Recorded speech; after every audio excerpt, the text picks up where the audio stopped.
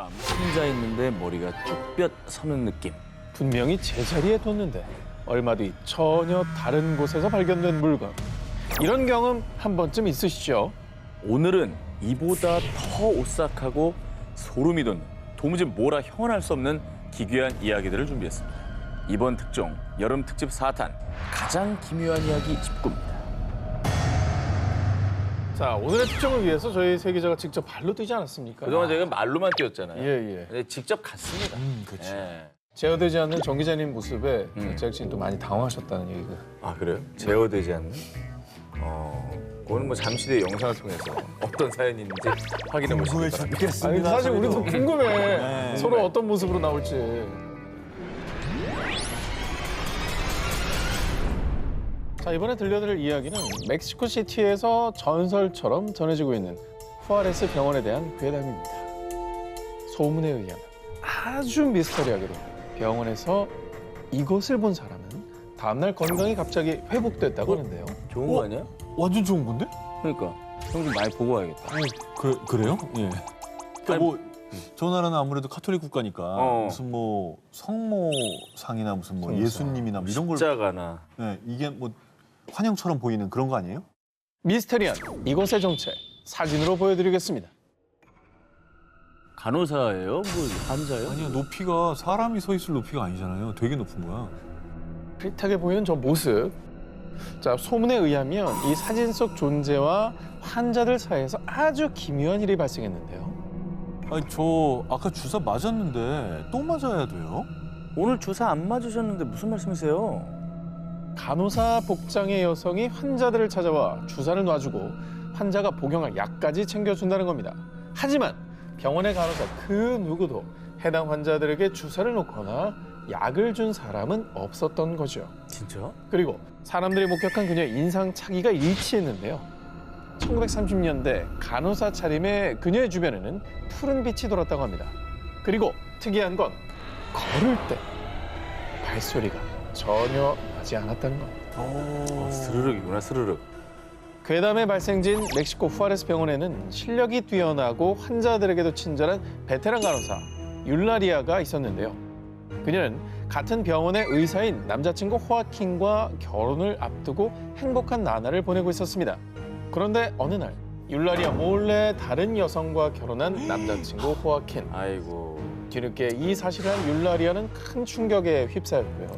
평소와는 달리 무기력증에 빠져 점차 환자를 돌보는 일에도 소홀했습니다. 그런데 그 사이 그녀가 돌보던 환자 중 한 명이 사망하자 율라리아는요. 다 나 때문이야. 내가 환자를 제대로 돌봤으면 그 환자가 죽지 않았을지도 몰라. 죄책감에 휩싸여 괴로워하다가요. 결국 스스로 생을 마감하고 말았습니다. 아유, 안타깝네.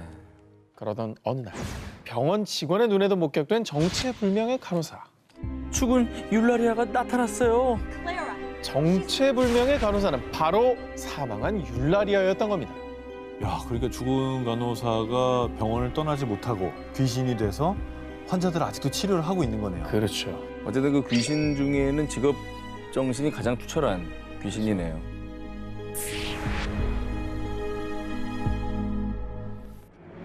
귀신의 집에서 생긴 일. 자, 이번엔 국내 한 놀이공원에서 실제로 일어난 일입니다. 그 기묘한 이야기 속으로 들어가 보시죠.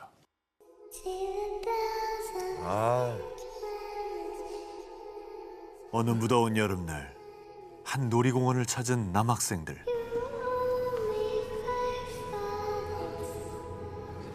야, 여기 너무 무서운 거 아니야? 아, 나 이런 거 극혐인데.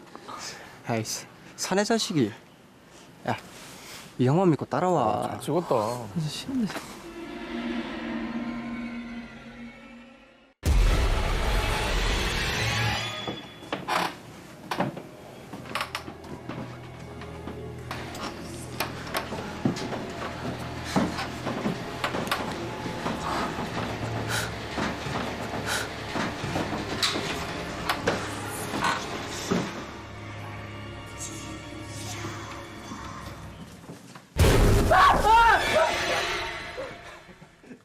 쫄았냐? 야, 이거 다 가짜잖아. 따라와. 진짜 언제 끝나는 거야? 에이!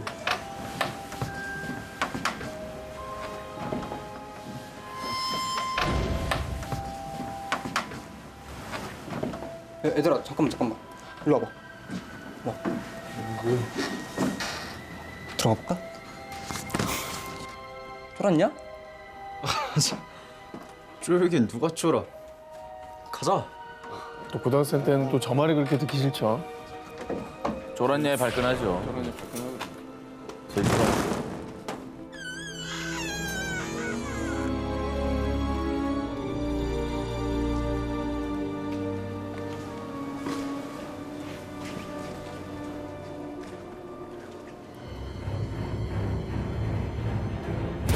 아이, 참 정말. 잡았어.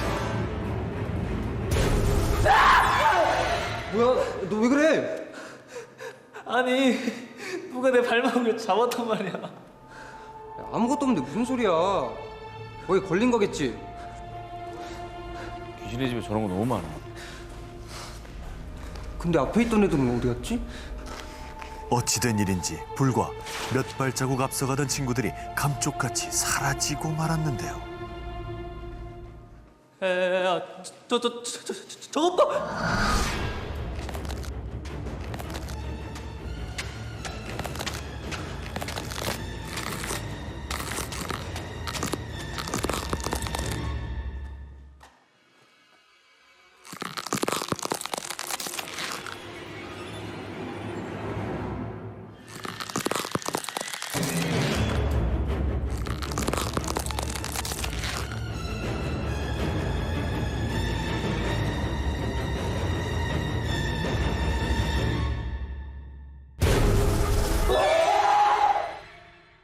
무슨 일 있는 거 아니야? 야, 너네 무슨 일이야? 완전 소름. 방심하다 시겁했네. 야, 그 귀신 알바 완전 실감 나더라. 뭐? 귀신 알바? 그런 게 있었어? 우린 못 봤는데? 아니야. 분명 있었어. 야, 너도 봤잖아. 야, 장난치지 마. 여기 귀신 알바 원래 없어. 어? 야, 그럼 우리가 본 건 뭐지? 놀이공원 귀신의 집에 나타난 정체불명 미지의 존재. 과연 학생들이 본 건 진짜 귀신이었던 걸까요? 그래요. 뭔가 좀 잘못 본 거라고 믿고 싶습니다. 긴장을 하니까. 예. 어. 사람이 가끔 그럴 수 있거든요. 그럼 발목을 잡은 거야. 가끔 그게 막 내가 야 잡혔어 했는데 문고리는 경우가 있잖아. 약간 그런 경우랑 비슷하지 않을까. 라고 믿고 싶네요. 이야기 내놔. 내 얘기 내놔. 아유. 내 얘기 내놔. 오래 볼까 또 무섭네요. 옛날에 그 귀신 드라마들이 다 조명이 밑에서 올라와가지고 지금부터 더 놀라운 얘기를 해드리겠습니다. 이 이야기는 인도네시아에서 전설처럼 전해지는 미스터리한 존재, 산모들이 두려워하는 귀신, 꾼띨 안악에 대한 이야기입니다. 전설에 의하면 이 산모가 출산할 때 비명을 지르면 꾼띨 안악이 산모의 비명을 듣고 찾아와서요. 아기가 태어나는 순간 긴 손톱이 달린 창백한 두 팔이 쑥 방 안에 들어와 갓 태어난 아기를 데려간다고 합니다. 너무 끔찍하다. 아, 갓 태어난 아기가 무슨 죄가 있다고 그렇게 그러니까. 코치를 해요. 아니 그리고 산모가 아프면 비명도 지를 수 있지. 그거 가지고 뭐라고 그래. 이 귀신도 안악이면 뭐 비슷한 아픔을 겪었을 것 같은데. 인도네시아 아닙니까? 안악이라는 게 한국어 아니지 않아요? 꾼띨 안악, 할때 안악 아니야. 낙낙. 정말 두 분들이 저한테는 큰 공포세요. 저도 공포스러워요, 제 자신이. 과거 한 여성이 마을의 영주에게 겁탈을 당해 임신까지 하게 되는 사건이 발생했는데요. 그런데 부탁이에요. 제발 목숨만은 살려주세요. 결혼도 안 한 처녀가 아이를 갖다니 마을에 큰일이 날 거야. 그 전에 넌 죽어야 돼. 주민들이 임신한 그녀를 생매자. 어휴. 그녀는 뱃속에 아이를 품고 억울한 죽음을 맞이하고 말았습니다. 귀신이 된 그녀는 자신을 죽인 마을의 모든 남자와 그 자손들까지 저주, 사람들에게 공포의 대상이 됐고요. 뱃속아기를 낳지 못한 슬픔 때문인지 산모가 갓 출산한 아기를 훔쳐간다고 하는데요. 그래서 이제 꾼띨 안아기라는 이름도 임신한 여자라는 뜻에서 유래됐다고 합니다. 아기와 산모는 죄가 없잖아요. 그렇죠. 엉뚱한 사람한테. 마을 사람에 대한 분노는 정말 이해하지만 이게 엉뚱한 곳으로 향한 것 같습니다. 더욱 소름 돋는 거는 전설 속에서만 존재하는 줄 알았던 꾼띨 안아기. 인도네시아에선 지금도 여러 곳에서 목격되고 있다고 합니다. 아하, 이게 웬일입니까? 어? 와.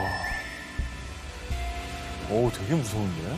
갓난아기를 노리는 귀신 꾼띨 하나, 한 맺힌 그녀의 저주는 아직 끝나지 않았다고 합니다. 보일러 점검하러 왔습니다. 이번에 소개해드릴 이야기는 풍문으로 떠도는 도시 괴담이 아닌 실화, 실제로 일어난 일입니다. 2014년 어느 오후 한 중년 부부의 아파트 초인종이 울렸습니다. 보일러 배수관이랑 화장실 쪽 배수관 점검 때문에 왔습니다. 부부는 아무 의심 없이 문을 열어줬습니다. 이건 정기적으로 이제 점검하러 오시는 분들 꽤 있잖아요. 네네. 그럼 당연히 뭐 믿고 문 열어드리고 점검 맡기는 그냥 누구나 하는 일 아닙니까? 그런데 얼마 뒤 부부가 사망하는 기묘한 일이 벌어지는데요. 알고 보니 집에 들어온 보일러 배관공이 갑자기 돌변. 집주인 부부를 잔혹하게 살해했던 겁니다. 아, 이거는 뭐죠? 뭐지? 살인자의 정체는 사실 보일러 배관공으로 위장한 살해당한 부부의 딸인 A씨의 전 남자친구 B씨였습니다. 얼마 전 B씨가 A씨에게 폭력을 회두려자 A씨의 부모가 B씨의 부모에게 항의한 일이 있었는데요.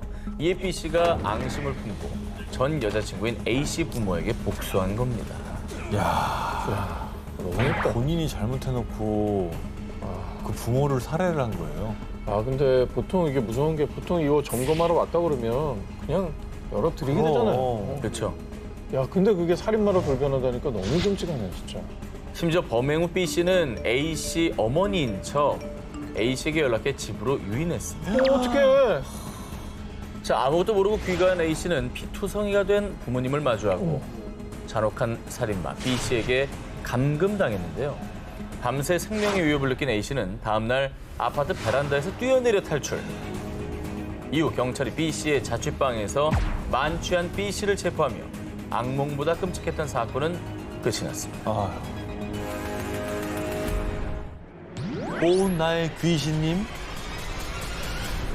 자, 먼저 성시경 씨가 2011년 9월에 발표한 7집 앨범 선공개곡 오, 나의 여신님 노래 먼저 들려드립니다.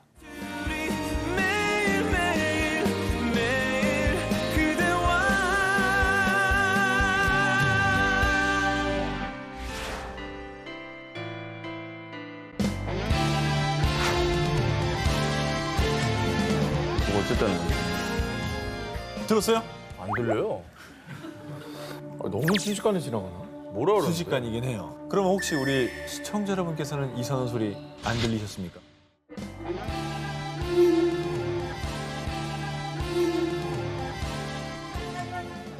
간주 부분이 2분 53초부터 3분 사이에 희미하지만 분명 한 여성이 그만하시오 라고 속삭이는 목소리가 들린다는 겁니다. 귀신마저 그만 마셔라 그런다고?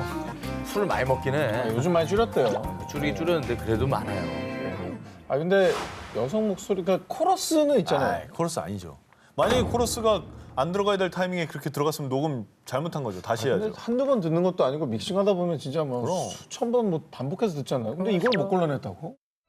그런데 말이죠. 당시 성시경 씨 측에서는 녹음 당시는 여성의 목소리를 넣지 않았다고 합니다.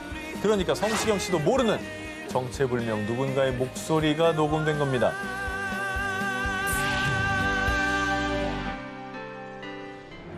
아버지에게 걸려온 의문의 저. 이번에 들려드릴 이야기는 일본의 한 커뮤니티에 올라와 누리꾼들의 간담을 서늘케 한다는 괴담입니다. 어느 늦은 저녁, 남성 야마다는 고향에 계신 아버지의 전화를 받았습니다. 네 아버지 무슨 일 있으세요? 내가 지금 몸이 안 좋아서 병원에 입원했는데 지금 와줄 수 있니? 아버지의 말에 깜짝 놀란 야마다는 급하게 고향으로 향했습니다. 뭐 당연히 내려가야죠. 걱정이 되니까요. 네. 야마다가 고향에 도착했을 땐 거의 자정에 가까운 시간이었는데요. 병원에 도착하기 전 잠깐 편의점에 들른 야마다. 그리고 그곳에서 우연히 편의점을 운영하고 있는 고등학교 동창 카와다를 만났습니다. 이야, 반갑다. 우리 5년 만에 보는 거지? 고향으로 돌아온 거야? 아니, 아버지가 M병원에 입원하셔서 급히 내려왔어. 뭐? N병원? 아니, 그 병원 망해서 문 닫은 지가 언젠데. 지금은 완전 폐허야. 사태 파악을 위해 곧바로 아버지에게 전화를 건 야마다는 더욱 놀랄 수밖에 없었는데요. 야마다니? 내가 지금 친구들 만나서 가라오케 와 있어. 내일 통화하자. 아니, 아까 아버지가 아프셔서 병원에 오라고 하신 거 아니에요? 그러니까? 그럼 전화한 사람 누구? 그러니까 야마다의 아버지는 야마다가 왜 전화했나 할 거예요. 전화한 적이 없는 거지, 이 지금. 시간에. 그러니까. 근데 그럼 전화한 사람 누구야? 자, 그리고 다음 날 아침 야마다는 아버지에게 이 소름 돋는 일에 대해 털어놨는데요. 그런데 병원은 뭐고 카와다네 편의점은 또 무슨 얘기야? 네? 아버지? 그 병원은 폐업한 지 오래고 카와다가 운영하던 편의점은 반년 전에 문 닫았어. 카와다와 가족들 모두 행방불명됐거든. 진짜가 하나도 없었는데. 여러분, 그 친구도 사람이 아니라 귀신일지도 모른다는 거죠. 근데 진짜 끔찍한 게 진짜 폐허가 된 병원에 갔으면 어떻게 됐을까? 아무도 예상 끔찍해요. 못했죠. 네. 과연 그날 밤 야마다를 폐허가 된 병원으로 부른 건 누구였을까요? 그리고 실종됐던 친구는 친구를 돕기 위해 나타난 풀령이었던 걸까요?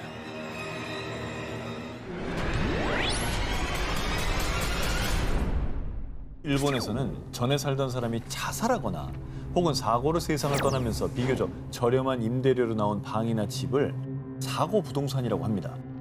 이번에 들려드릴 기묘한 이야기는 실화고요. 이 사고 부동산에서만 사는 한 남성의 이야기입니다. 그런데 찾아다니는 건가, 일부러? 왜? 이 남성의 정체, 바로 일본의 개그맨 마츠바라 타니시입니다. 타니시 씨, 우리 프로그램에 출연만 하면 이제 무명은 끝이에요. 바로 사고 부동산에 직접 거주하는 한 관찰 프로그램의 출연 제안이었습니다. 방송 기회였구나. 야, 이후 지푸라기라도 잡는 심정으로 방송 출연을 결심한 타니시. 그리고 타니시가 기묘한 경험을 하게 된 건요. 과거 일본 열도를 떠들썩하게 만든 연쇄살인 사건의 현장이었던 한 맨션으로 이사한 지 단 일주일 만이었습니다. 나 오늘 집 앞에서 교통사고가 났잖아. 네? 나랑 하나이도 오늘 뺑소니를 당했어요. 일단 처음부터 우연치고 너무 소름 돋는 현상이네요. 그 집에 진짜로 안 좋은 기운이 있었나 봐요. 기운이 있을 것 같아. 이뿐만 아니라요. 타니시는 심령 현상을 포착하기 위해 집안 곳곳에 카메라를 설치해뒀는데요. 그런데 영상 속에서 의문의 발광체가 포착되기도 했습니다. 하얀 거. 뭐야? 저런데 어떻게 살아? 사람 어떻게 그건 진짜 어떻게 돈을 살아? 아무리 줘도 저거는. 아니, 그 궁금한 게 지금 이분 그 타니시 씨 네. 괜찮게 계시는 거죠? 설마. 다행히도 그렇습니다. 다행이다. 그런데 여기서 더 놀라운 건요. 프로그램이 모두 끝난 뒤에도 타니시는 정말 귀신이 실존하는지 직접 확인하기 위해서요. 아들이 어머니를 잔혹하게 살해한 집, 이별 후 자살한 여성의 집 등 오직 사고 부동산만을 찾아다녔고요. 지금도 여전히 그는 사고 부동산에 살고 있다고 전해졌습니다. 그리고 사고 부동산에 사는 남자 타니시는 이런 말을 남겼습니다. 색다른 경험을 원하는 분들에게 사고 부동산을 추천합니다. 하지만 타살당한 집은 고민해 볼 필요가 있습니다. 범인이 현장에 다시 돌아올 수도 있거든요.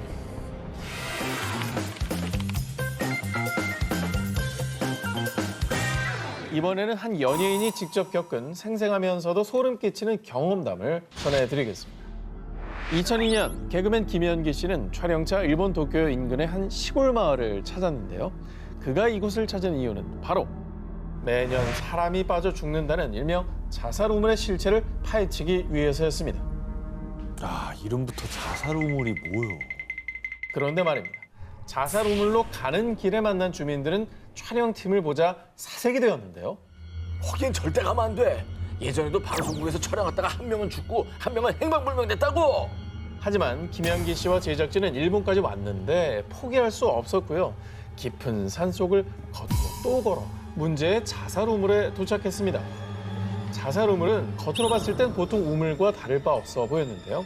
그런데 우물 안을 불빛으로 비추어 보니 우물 안쪽에는 벽에가 내가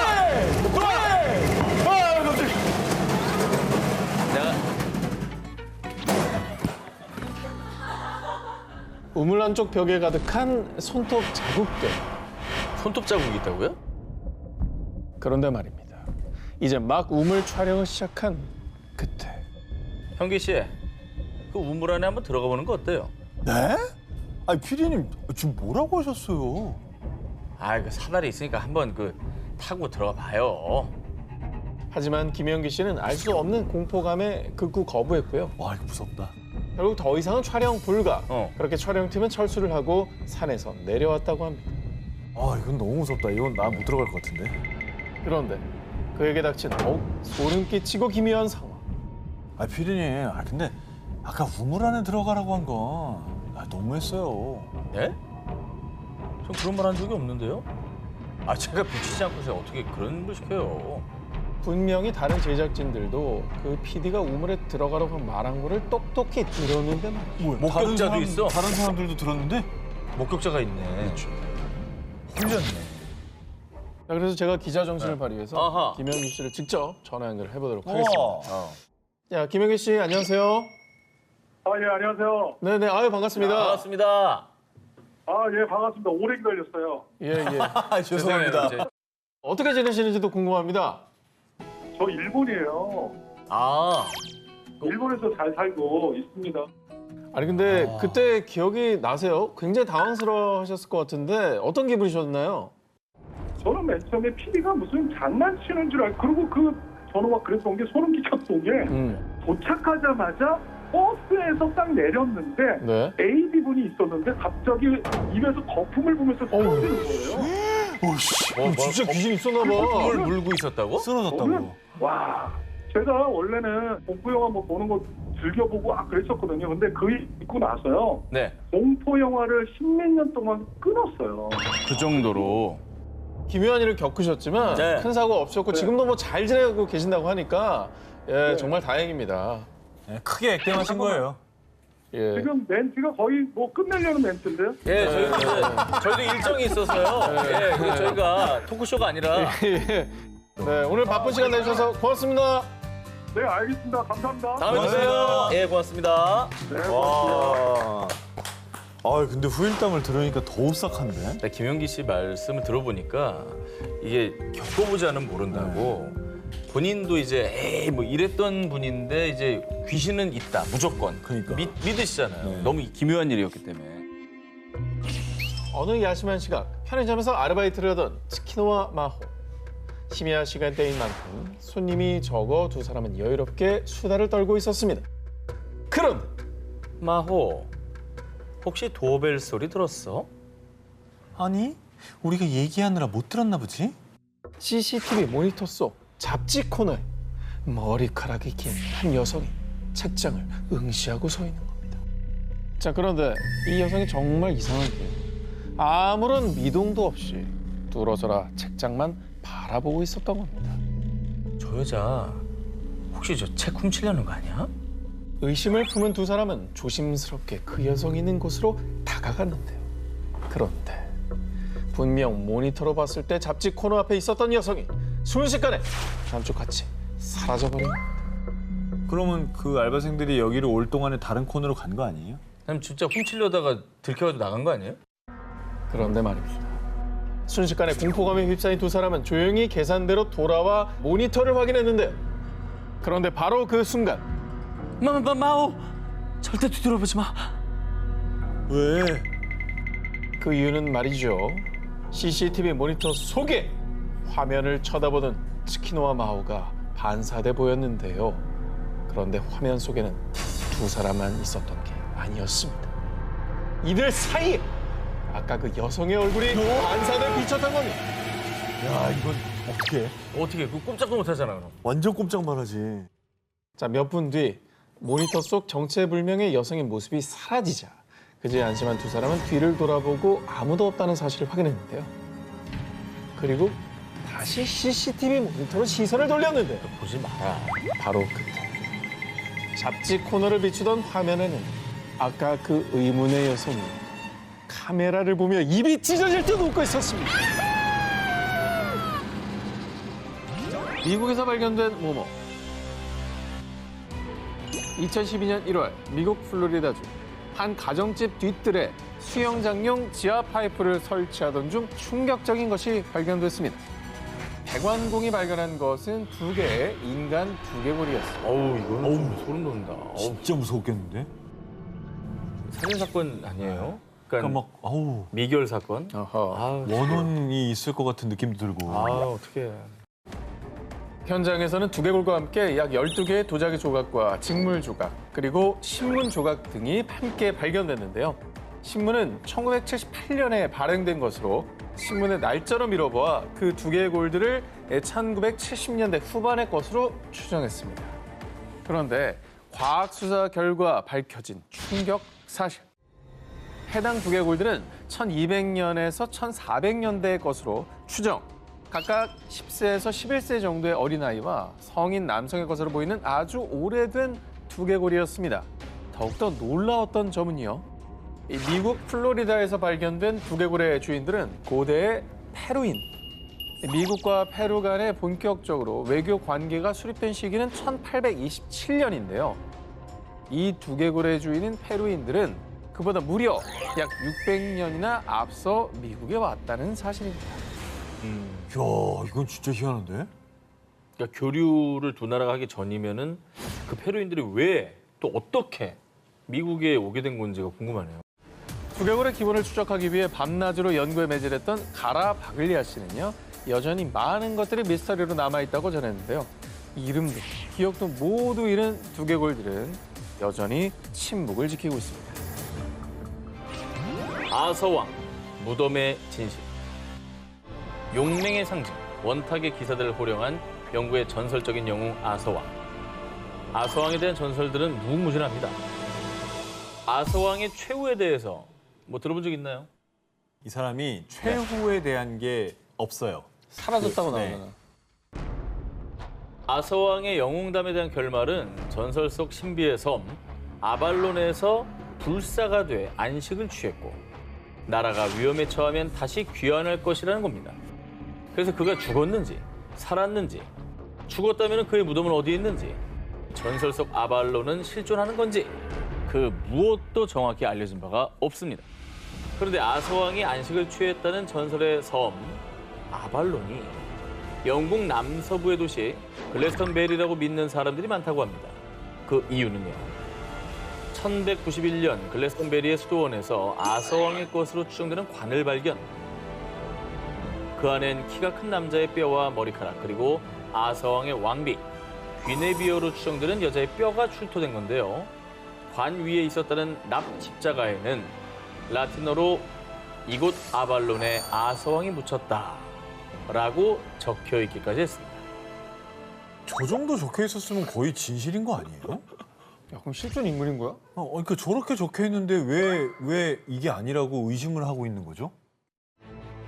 그런데 말입니다. 정말 미스터리하게도 1500년대 수도원이 해체되면서 그의 유해는 물론 십자가에 대한 기록마저 감쪽같이 증발, 사실을 확인할 길이 사라졌습니다. 뭐라고? 납십자가가 있으면 사실 안 믿을 리가 없는데 이게 없군요. 갑작스럽게 사라진 아서왕 무덤의 흔적에 대해 사람들은요. 아서왕 무덤에 대한 이야기는 모두 수도원 측의 거짓말이었다고 주장. 하지만 그마저도 추측에 불과. 진실은 밝혀지지 않은 채 다시 미스터리로 남았습니다. 수도원에서 이런 거 가지고 거짓말을 했을까요? 증거가 없으니까 아무 말도 못하는 거예요. 증명도 안 되고 네. 반박도 안 되고. 그러니까. 그러던 1981년 데릭 마혼이라는 남성이 1191년 글래스턴베리 수도원에서 발굴됐던 십자가를 발견했다고 주장했습니다. 이거 여러 가지로 측정해 보면 사실 옛날에 만들어진 건 아니다 막 딱 나올 텐데. 나오겠죠. 금속으로 보면 언제 만들어진지 나오잖아요. 그렇습니다. 그런데 어쩐 일인지 마오니는 해당 십자가를 공개하지 않았습니다. 이 때문에 감옥까지 가게 됐음에도 끝까지 십자가를 숨겼습니다. 그리고 미스테리하게도 또다시 십자가가 사라지며 사람들은 해당 십자가 또한 가짜였을 것이라고 추정. 또다시 아서왕 무덤의 진실은 미스터리로 빠졌습니다. 과연 글래스턴베리가 정말 전설 속의 아발론이었을까요? 불사가 돼 전설 속으로 사라진 아서왕. 자꾸만 사라지는 십자가에 얽힌 진실은 과연 무엇일까요? 중국판 모모. 중국 스촨성 러산시에 위치한 헤이주거우 숲. 스멀스멀 피어오르는 안개가 자욱히 깔리고 검은 대나무들이 우거진 비경을 자랑하는 곳입니다. 근데 진짜 이쁘다. 풍경은 기가 막히네요. 그런데 이 숲에는 아주 무시무시한 전설이 깃든 곳이 있습니다. 현지인들에 따르면요. 1950년대 수십 명의 사람들이 저 계곡을 건넜지만 살아 돌아온 사람들은 아무도 없었어요. 헤이주거우 숲에 위치한 협곡. 이곳에 들어가는 건 자유입니다. 하지만 무사히 돌아올 수는 없습니다. 이른바 죽음의 계곡으로 불리고 있는 곳입니다. 뭐야, 무섭게. 저기서 뭔 일이 일어나는 거예요? 오, 오싹하다. 아니, 되게 예쁜 풍경이었는데 그 말 듣고 나니까 되게 무서워 보이네요. 음산해 갑자기. 보이죠. 네. 실제로 과거부터 수차례 의문의 실종 사고가 발생했습니다. 뿐만 아니라 최근 2016년에도 탐험에 나섰던 남성 한 명이 실종, 많은 사람을 공포에 떨게 했습니다. 그래서 헤이주거우 계곡은요, 선박과 항공기들이 원인 모르게 실종되는 것으로 유명한 버뮤다 삼각지대의 이름을 따서요, 중국판 버뮤다 삼각지대라고도 불립니다. 그런데 말이죠, 더욱 소름 돋는 것은 헤이주거우 계곡의 위도는 북위 30도로 버뮤다 삼각지대와 같은 위도에 위치했다는 점입니다. 헐. 심지어 헤이주거우의 지형 또한 같은 삼각형 형태였습니다. 뭐야, 별거 아닌 것 같은데 되게 무섭네. 아니 그리고 실제로 사람들이 실종됐다잖아요. 그렇죠. 그런 사건이 벌어진 거니까. 헤이주거우 계곡을 둘러싼 이 오싹한 미스테리한 사건들 때문에요. 그 계곡에 키가 2m가 넘는 거인이 산대. 계곡에서 큰 소리를 내면 산신이 노해서 안개를 뿜으며 그 사람을 쓸어가 버린대. 거인설부터 산신의 할아버지라 불리는 야인의 전설 등이 내려오고 있습니다. 근데 이 정도면 사실 좀 과학적으로 수사를 해야 되는 거 아닙니까? 헤이주거우 계곡을 조사한 전문가들에 따르면요. 헤이주거우는 다량의 철이 함유된 현무암이 분포돼 있어 자기장 수치가 비정상적으로 높습니다. 자, 이 높은 자기장 수치 때문에 많은 사람이 방향 감각을 상실하고 숲에서 길을 잃은 것이라 주장을 했는데요. 하지만 이 또한 하나의 주장일 뿐 명확한 인과관계가 밝혀진 것은 아니라고 합니다. 헤이주거우 계곡, 그 비밀은 밝혀지지 않았지만요. 부디 연구가 지속돼 더 이상의 미스테리한 실종 사건이 발생하지 않길 바랍니다. 이 검을 가진 자는 죽는다? 일본 에도 시대 사무라이들 사이에서 떠돌던 전설. 이 검을 가진 자는 모두 죽는다. 뭔가 저 되게 막 귀신이 씌었나 봐. 사연이 있나 보다. 전설 속 오싹한 검의 정체는 1500년대부터 도공 집단 무라마사가 만들어낸 무라마사 검입니다. 무라마사의 검들은 예리함과 실용성을 두루 갖추어 당시 많은 사랑을 받았습니다. 하지만 이 무라마사 검의 또 다른 이름은 목숨을 뺏어가는 요도, 일명 저주의 검으로 불리는데요. 이런 무시무시한 전설이 생긴 것은 에도 시대를 연 초대 장군 도쿠가와 이에야스와 연관이 있습니다. 요도 무라마사 전설에 따르면 도쿠가와 이에야스의 할아버지인 마스다이라 기요야스가 부하에게 살해당했을 당시 그때 무라마사 검에 의해 죽임당했다고 전해지고요. 그리고 도쿠가와 이에야스의 부친 역시 무라마사 검에 의해 살해당했습니다. 어이구, 야, 같은 검으로요? 같은 검으로 할아버지랑 아버지를 다 그렇죠. 두 분 다 무라마사 검에 진짜? 살해당한 겁니다. 뭐 씌웠나 봐. 여기서 끝이 아닙니다. 도쿠가와 이에야스의 자식 역시 무라마사 검으로 생을 마감. 아 진짜? 그리고 본인 역시 무라마사 검 때문에 부상을 당했다고 전해지는 등 무라마사 검이 도쿠가와 가문에 재앙을 준다라는 전설이 전해졌고요. 이후 도쿠가와 가문에선 무라마사 검 소지를 금했다는 소문까지 돌았습니다. 혹시 진짜 도쿠가를 좀 저격하기 위해서 이런 검들을 만든 거예요? 원한이 있던지 아니면 뭐 사연이 있습니까? 그런데 이 무라마사 검에 의해 사망한 사람은 도쿠가와 가문뿐만은 아니었습니다. 1651년에도 무라마사 검을 가진 또 다른 사무라이가 사망. 이에 이 검을 소유한 사람은 모두 죽는다는 전설이 전해지며 저주의 검으로 악명을 떨쳤던 건데요. 야, 아니 그럼 누가 가지고? 가지기만 해도 죽는데. 근데 명검이니까. 저 시대의 무사들은 명검에 대한 욕망이 있었을 거 아니에요. 무라마사 검의 탄생 과정부터 오싹하기 그지없습니다. 전해져 오는 바에 따르면 뜨거운 온도에서 담금질 끝에 탄생하는 명검들과는 달리 이상하게 이 무라마사 검은 유난히 낮은 온도에서 탄생됐다고 하는데요. 혹시 정말 귀기가 서린 것은 아닐까요? 오. 근데 사실 뭐 워낙에 검도 많이 쓰는 시대였기 때문에 전설들이 있을 거고 그게 이제 악명을 떨친 게 아닐까요? 괜히 좀 덧붙여지기도 하고. 악명 높은 전설의 검 무라마사. 과거 많은 이들을 오싹하게 만든 이 요도는 이제 박물관에 봉인돼 있는데요. 다신 세상에 나올 일이 없기를 바랍니다. 움직이는 관의 진실. 박물관도 아닌 무덤 속 관들이 살아있다면 믿으시겠습니까? 아니 뭐 영화도 아니고 박물관 관이 어떻게 살아있습니까? 움직이는 관의 진실을 찾아 지금부터 저와 함께 떠나보시죠. 1812년 중남미 바베이도스. 당시 이곳으로 이주한 영국 출신 귀족 토머스 체이스는 생을 마감하면 가족묘에 안치되길 바랐습니다. 그가 사망한 후 그의 관을 안치하기 위해 체이스 가문의 가족묘인 지하 납골당의 문을 여는 순간 밀폐된 납골당 안에 안치돼 있던 100kg에 달하는 관들이 서 있거나 기울어져 있는 등 제자리에서 벗어나 흩어져 있었습니다. 무서워. 아 근데 그러면 도굴꾼이네요. 도굴하려고 막 다 뒤지고 세우고 막 했겠지. 막 그러면 뒤지고. 귀족 가문이니까 관 안에 뭔가 규정을 넣어놨을까봐 이제 막 뒤지다 보니까 저렇게 된 거 아닙니까? 보석류를 막 찾은 거죠.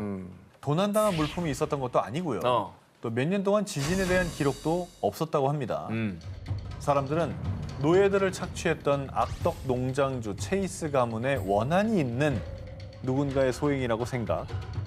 체이스의 관을 안치한 뒤 납골당을 더욱 치밀하게 봉인했습니다. 그런데 바로 다음 날 새벽 체이스 가문의 납골당에서 빛과 소리가 난다는 제보가 이어졌고요. 5명에서 7명이 힘을 모아야 할 만큼 단단하게 봉인된 납골당의 문을 뜯어낸 후 또다시 사람들을 놀라게 한 오싹한 광경. 무덤 속 관들이 240도 기울어져 있는 등 또다시 제자리를 이탈해 흐트러진 모습이었습니다. 아 봉인을 했다면서요? 네. 근데 또 누가 들어온 거예요? 원한이 있는 무슨 세력의 짓인가? 당시 납골당에는 외부의 침입 흔적은 물론 목격자나 비밀 통로 또한 없었습니다. 이에 흉흉한 소문들이 퍼지자 당시 바베이도스 총독은 민심을 잠재우기 위해 범인 잡기에 돌입. 납골당 바닥에 석회가루를 뿌리고 시멘트를 바른 문에는 사람들이 쉽게 접근할 수 없도록 당시 바베이도스를 통치했던 영국 정부의 공식 봉인까지 붙이는 등 사건의 실상을 파헤치기 위해 총력을 다했습니다. 그리고 1년 뒤 사람들을 안심시키고자 다시 납골당의 문을 열었습니다. 다행히 석회가루 또 영국 정부의 봉인은 훼손당한 흔적 없이 그대로였는데요. 하지만 이번에도 관들은 아무런 흔적도 남기지 않은 채 또다시 자리를 이탈해 뒤엉켜 있었습니다. 지금까지도 여전히 풀리지 않는 수수께끼로 남아있는 바베이도스의 움직이는 관. 과연 그 진실은 무엇일까요? 수세기 동안 건재한 목탑의 비밀. 중국에서 현존하는 목탑 중 가장 높고 오래된 것으로 유명한 불공사 석가탑. 일명 응현목탑입니다. 높다. 높이가 67.31m입니다. 이런 높이임에도 무려 966년 동안이나 단 한 번도 무너진 적이 없이 보존되고 있어 신비한 수수께끼로 통하는데요. 13세기 원나라 시절에 규모 6.5의 지진 발생했고요. 집 5,800채가 파괴되고 1,400여 명이 사망. 1926년엔 군벌 전쟁으로 200개가 넘는 포탄이 탑에 쏟아졌지만 쓰러지기는커녕 굳건함을 보였고요. 심지어 1950년대엔 두 번의 낙뢰에도 목조 건물인 응현목탑만은 멀쩡했습니다. 무려 1000년에 가까운 시간을 건재해온 응현목탑의 내진, 낙뢰, 방제, 방화 능력은 중국 내에서도 미스터리. 중국인들은 탑에 신비한 힘이 있다고 믿었습니다. 다른 걸 다 떠나서 진도 9.0은 놀라운데요. 아니 나무라며. 틀어지지도 않나? 그러니까. 한간에 전해지는 전설에 따르면 석가모니께서 탑을 보호하고 계신다. 하늘에서 탑을 만든 노고를 치하하고자 탑을 영원히 보존하기 위해 용왕과 불의 신을 보내셨다. 1966년과 1974년에 걸쳐 탑 내에서 2개의 치아를 발견. 조사 결과 이 치아가 바로 불치사리, 석가모니의 치아로 밝혀졌는데요. 그래서 전설 속 불치사리의 성스러운 힘이 탑을 보호한다고 전해진 겁니다. 와. 그리고 응현목탑을 지켜준다는 전설 속 보물이 또 있습니다. 응현 지역 전설에 따르면 탑을 보호하기 위한 3가지 보호주, 구슬이 존재. 불구슬은 천둥과 폭격을 막고, 물구슬은 홍수에서 탑을 보호하고, 먼지구슬은 먼지로부터 탑이 오염되는 것을 방지한다고 전해져 오고 있습니다. 1000년을 버틴 미스터리한 목탑. 정말 사람들의 믿음처럼 전설 속 보물들의 성스러운 힘이 재난으로부터 탑을 보호하고 있는 걸까요? 2006년 일본 일가족 살인용의자 자살. 2017년 일본 학생 2명 동반 자살. 들리는 소문에 따르면 연평균 최소 1명이 극단적인 선택을 감행. 일본엔 악귀가 자살을 유도하는 건너선 안 될 전설의 다리가 있는데요. 오싹한 전설을 가진 이 다리는 일본 나가노현에 위치한 가루이자와 다리, 일명 죽음의 다리입니다. 일단 다리 난간에 높게 설치된 철조망부터가 예사롭지 않고요. 수시로 경찰들이 순찰을 돌 정도로 삼엄한 분위기를 가진 곳인데요. 그렇다면 가루이자와 다리의 오싹한 금기 사항이 대체 무엇이냐? 첫 번째, 다리 위에서 차 엔진을 절대 끄지 말 것. 방전되는. 두 번째, 다리 근처 신사 입구를 지나가지 말 것.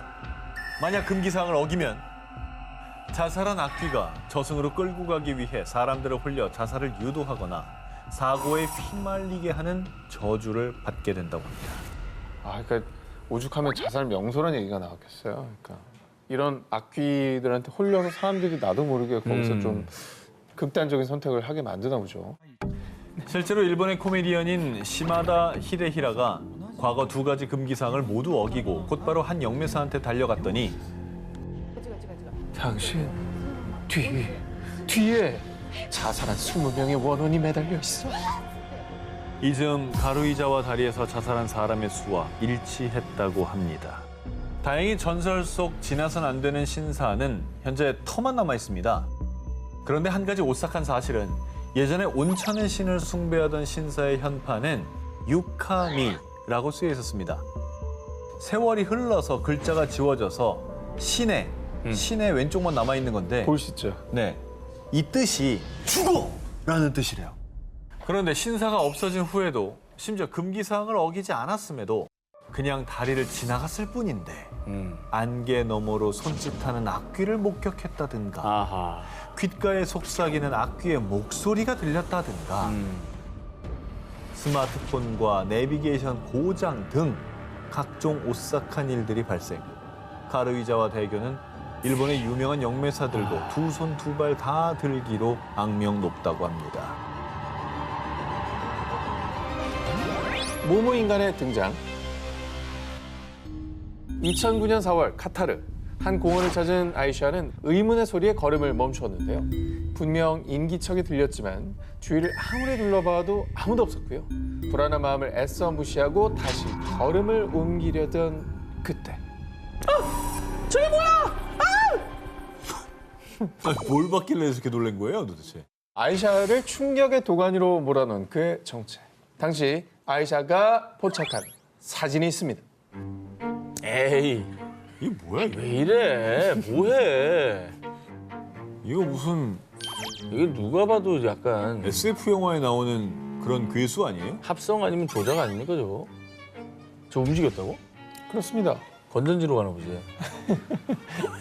잘 만들었다. 잘 만들었네. 아니 가짜라고 전제하지 말라고요. 아니 너무 선명하게 찍혔잖아. 두 눈과 팔다리는 인간과 닮았지만 새까만 피부에 쭈뼛 썬 머리카락, 게다가 10cm에 불과한 아주 작은 체형. 이 기괴한 생김새를 가진 그는 마치 외계인과도 같았는데요. 아 요만한 애야? 자, 아이샤가 좀 더 가까이 다가가자 그는 재빠르게 도망, 순식간에 사라졌습니다. 이 충격에 빠진 아이샤는 이 사진을 현지 매체에 제보, 이른바 초소형 인간이라 불리며 엄청난 화제를 모았는데요. 이거는 뭐 조작 가능성이 굉장히 짙습니다. 아니 근데 사실 현재 매체에서 보도를 저렇게까지 했다면은 조작 여부 정도는 검증하지 않았을까요?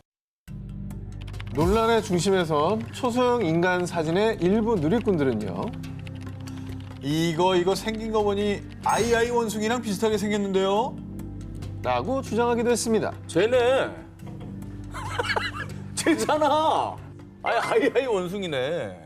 그러네. 아니 손가락도 길잖아. 하지만 이게 또 반론이 있습니다. 뭐요? 아이아이 원숭이는 이 초소형 인간보다 훨씬 더 커다란 두 귀를 가지고 있습니다. 자, 그런데 이게 무엇보다 아이아이 원숭이의 주 서식지는 열대우림인 마다가스카르. 그런데 초소형 인간이 발견된 이 카타르는 건조한 사막 기후입니다. 즉, 초소형 인간이 아이아이 원숭이일 확률은 좀 희박한 상황이죠. 서식지가 달라서. 네. 게다가 기후도 좀 많이 차이가 나고요. 이에 일부 누리꾼들은요. 초소형 인간이 외계인이 아닐까? 인간과 괴물을 결합한 새로운 생명체가 분명하다. 이렇게 초소형 인간의 정체를 두고 각종 추측을 내놓았습니다. 그날 이후 종족을 감추어버린 초소형 인간. 대체 그의 정체는 무엇이었을까요? 모모를 닮은 신비의 존재? 2015년 태국의 한 마을에 아주 충격적인 존재가 등장합니다. 이에 마을 주민들은 그를 신성시 여기며 매일같이 그를 만나러 몰려들었는데요. 뭔데 신성시예요? 존재? 뭐 사람? 자, 마을 주민들이 신성시한 그의 정체를 보여드립니다. 동물? 불을 붙여서 지금 기념하잖아요, 지금. 뭐야? 뭐 누워있는데.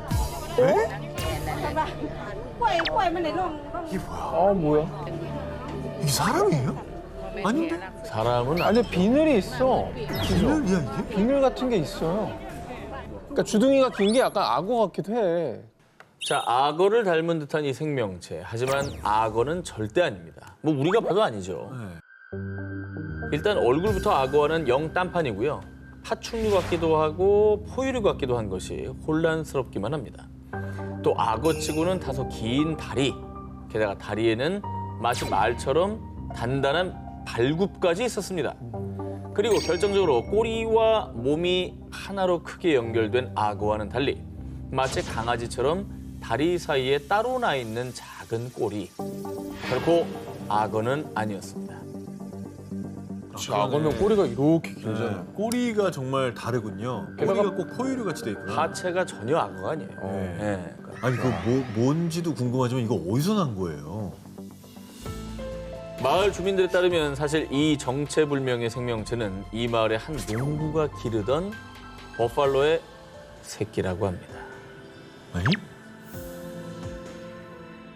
버팔로라고는 절대 말할 수 없는 너무나도 괴상하고도 희귀한 생김새 때문에요.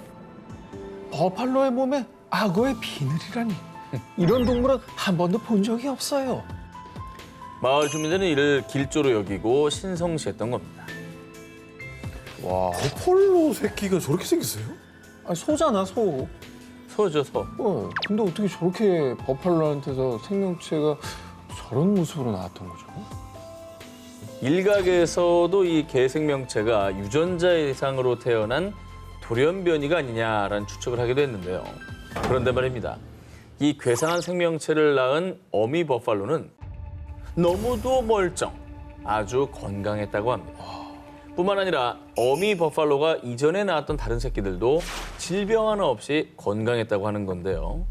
그리고 결정적으로 포유류인 버팔로의 몸에서 악어, 즉 파충류의 비늘이 나온다는 게 어디 뭐 가당키나 한 일입니까? 말도 안 되지. 말도 안 되는 일이지. 반은 포유류, 반은 파충류. 이 기묘하고 기괴한 탄생에는 여러 가지 의문이 들 수밖에 없는데요. 현존하는 이론으로는 납득할 수 없는 조합의 괴생명체. 그 탄생의 배경은 마치 안개로 뒤덮인 늪지대처럼 아직도 베일에 쌓여 있습니다.